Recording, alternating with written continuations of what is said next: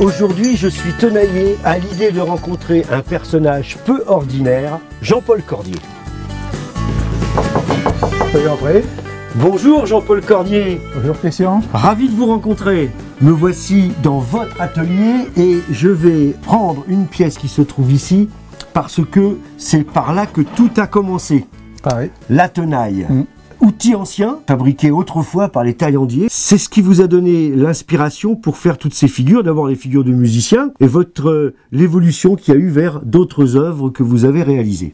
Anecdote, il faut savoir qu'avec ces tenailles, eh bien, au Moyen-Âge, les bourreaux les utilisaient pour torsionner et couper et sectionner les membres, les doigts de pied de leurs victimes. Là, je vais vous faire voir comment j'opère. Je démarre avec de l'acier neuf et la tête, je la fais avec un valet qu'on met sur un établi.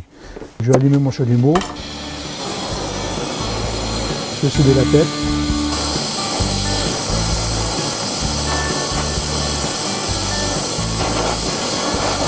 Voilà, la tête est assemblée. Maintenant, je vais pouvoir mettre les bras de chaque côté. Et une fois que les bras sont soudés, je donne le mouvement, c'est-à-dire que je cintre le bras. Ça va nous donner cette pièce-ci, donc une femme qui se déplace en lisant son livre. Nous allons quitter l'atelier pour nous rendre vers la serre, le jardin d'hiver. Finalement, c'est là où sont exposées toutes vos œuvres. Il y pousse simplement un peu de ferraille. Vous êtes un homme de métal et vous allez nous expliquer comment vous avez réussi du métier de carrossier à devenir sculpteur de tenaille au départ. J'ai commencé avec des outils de jardin. Mais bon, les outils de jardin, c'est trop imposant pour pouvoir exposer, ça prend trop de place pour le transport. Donc je me suis orienté après sur les tenailles, parce que je trouve qu'avec les tenailles, le personnage est presque fait. Vous voyez, quand on a une tenaille, la tête est faite. Après, il faut imaginer une position, soit on la met assise comme ça sur un banc, avec quelqu'un qui lit, ou alors en musicien, comme ceci par exemple, un violoniste. Hein. Ouais. Donc, sur une tenaille comme ça, bon, bah, ces tenailles n'existent pas. Donc là, je suis obligé de les rallonger pour faire les jambes un peu plus longues. Et je les chauffe au chalumeau pour avoir la forme. Mon but principal, c'est de donner du mouvement à ce que je fais. La tenaille, au départ, c'est deux mâchoires. Oui. Et vous transformez à la fois les mâchoires, à la fois la goupille, peut-être pas trop, mais vous transformez toute la partie du bras des tenailles, voilà, pour en faire finalement, vous passez du bras aux jambes. Voilà. Mon but, c'est de faire oublier la tenaille, de ne pas voir la tenaille en premier. Alors vous aimez bien les musiciens, hein, puisque oui, là on a le violoncelliste. Voilà. Les musiciens, c'est ce que je trouve le plus facile pour moi à faire, parce qu'il y a beaucoup de mouvements.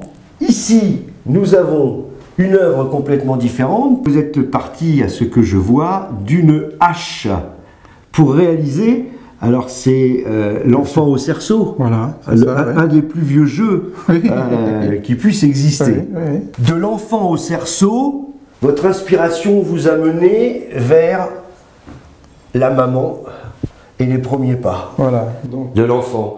J'ai voulu faire marier les deux, disons, en pendant une hache, toujours pareil, avec l'idée de la robe. C'est bien pour ça. Et puis j'avais une petite tenaille, je me suis dit, bon, ben, je vais la mettre devant, comme ça sera les premiers pas. Et puis on va voir qu'au fur et à mesure, vous allez évoluer et travailler d'autres formes, avec toujours le même matériau, mais avec d'autres inspirations. Chaque artiste se souvient de ses premières œuvres. Parlez-nous de celle-ci. On m'a demandé de faire quelqu'un assis en train de lire un journal. Donc j'avais une paire de tenailles, et c'est venu tout seul comme ça. Et depuis, ben, j'en ai reproduit en différentes formes, disons, pour des cadeaux de départ en retraite aussi. Plus les tenailles sont vieilles, plus les dates d'anniversaire sont anciennes, non? Sans doute, on peut dire ça comme ça. Dites-moi, vous arrivez à trouver toujours la matière première, si j'ose dire, c'est quoi? C'est les brocantes? Oui, c'est ça, c'est les vibroniers surtout. D'accord. Oui, c'est les vibroniers. Cette pièce-là, elle est faite avec de l'acier neuf. Hein. Là, c'est plus de la récupération, c'est de l'acier neuf. Mais l'histoire, on s'est trouvé aller en Espagne il y a 2-3 ans, et en arrivant sur un rond-point, il y avait une statue monumentale de danseuse de flamenco. Je me suis dit, après tout, peut-être que j'essaierai d'en reproduire une en plus petit modèle, Alors j'en ai fait une, et puis j'ai trouvé que le résultat était pas mauvais parce que j'avais réussi à donner la forme, le mouvement, et de façon à transformer l'acier qui est par origine quelque chose de froid, arriver à faire quelque chose en mouvement et dégager un peu de chaleur. Un peu de chaleur, voilà.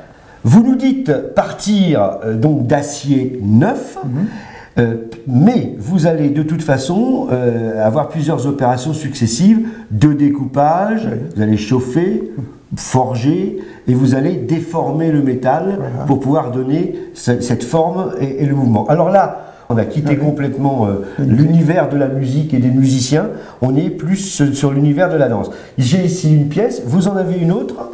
Voilà, donc là, j'ai voulu représenter un couple de danseurs de tango. Il y en a un autre ici, je l'attrape voilà. pour me faire voir, parce que celui-ci est un petit peu plus en mouvement, en forme, plus éloigné. Ça, c'est les danseurs de rock. Hein. Oui, oui. Hein? Oui. Merci Jean-Paul de nous avoir accueillis aujourd'hui dans ce cadre champêtre et de nous avoir fait découvrir vos œuvres. J'ai ici dans ma poche un petit cadeau que m'a fait Jean-Paul, des tenailles. Alors, tout reste à faire pour moi, mais merci, c'est un beau souvenir. Jean-Paul, au plaisir. Merci d'être venu. Je vous en prie. À bientôt.